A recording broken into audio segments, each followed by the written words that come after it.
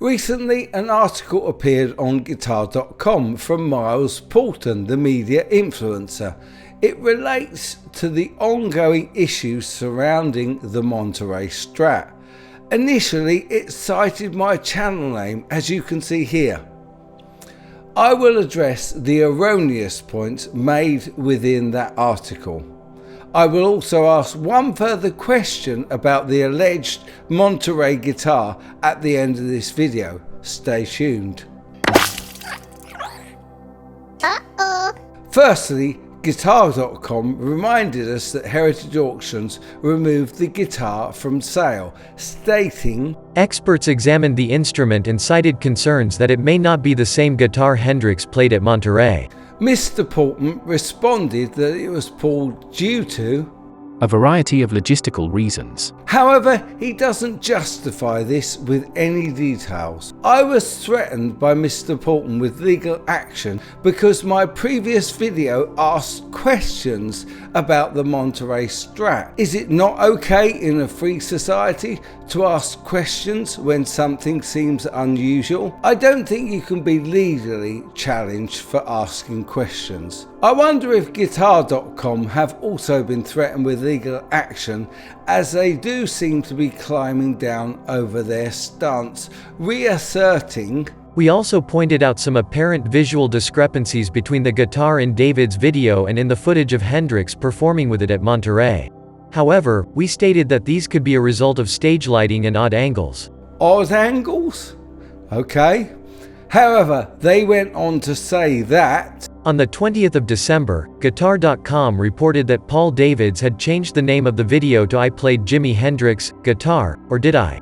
and pinned a comment on it, stating that he was unsure of the authenticity of the guitar due to a number of videos sent to him by smaller YouTube channels. These other videos called into question the guitar's authenticity by citing both the Heritage Auctions issue as well as the apparent visual discrepancies. Smaller YouTube channels?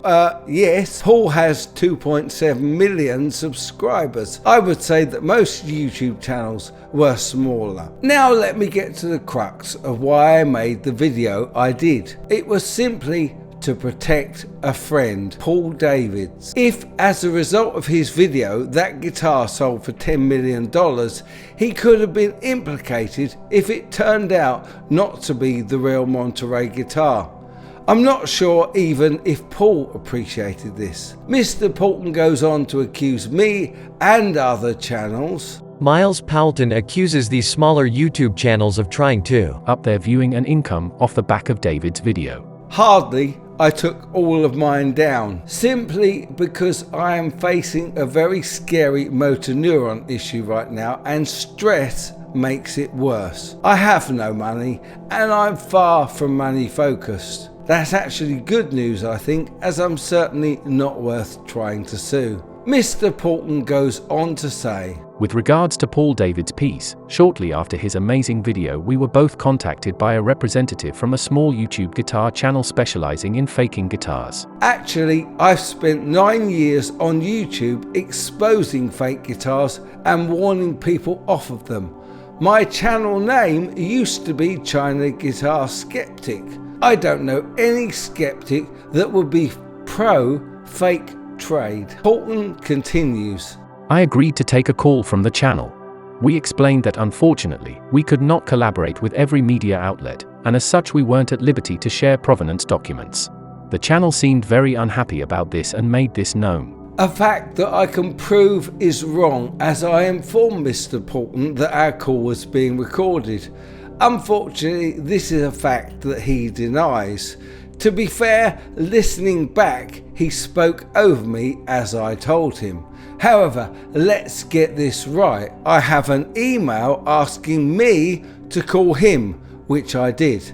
Mr. Poulton goes on to state, the aforementioned channel then proceeded to hound Paul Davids and myself via social media and emails. I had a friendly conversation with Paul Davids, who just seemed embarrassed. I also invited Mr. Poulton to join me on a live show to offer answers to the questions I had posed. This channel's all about fair play and the right to response. Anyone who's ever watched my content will know that.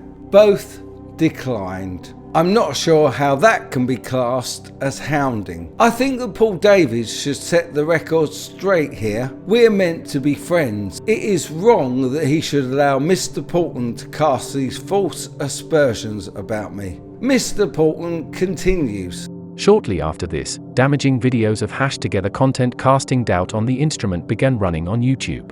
These videos have now been taken down after our lawyers were briefed on their content.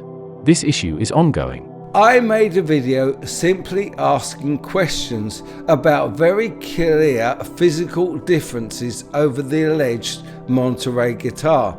Now, this may have been uncomfortable. However, it's perfectly legal and right to question something that looks so off. I will restate my questions and one further question at the end of this video. To add insult to injury, Mr. Poulton further states, during this period, we were in constant conversation with Paul about the title of his piece and support the fact that he didn't want to be caught in the middle of these issues being preached by a small number of channels trying to up their viewing and income off the back of the 1.7 million views on Mr. David's piece.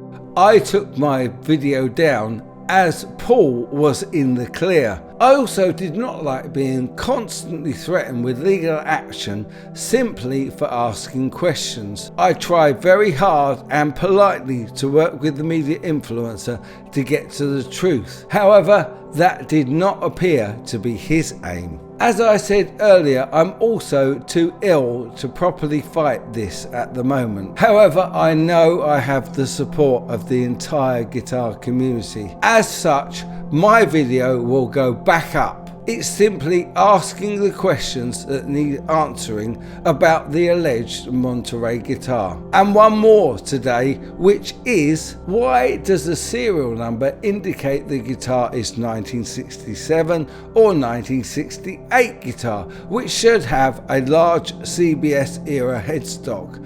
So here again are the questions that need answering. 1. Why does the guitar show markings on the back that have healed themselves? 2. Why does the guitar have markings on the front that have disappeared? 3. Why does the guitar have a hardtail neck when Jimmy always had a whammy? 4. Why does the neck plate have an F logo on when the Monterey didn't?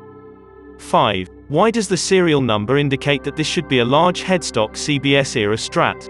Maybe if Mr. Poulton concentrated on answering these legitimate questions rather than trying to trash my reputation in public, he would garner some respect within the guitar community. Thank you so much for allowing me to set the record straight today. I hope to be back with more content soon. In the meantime, take good care.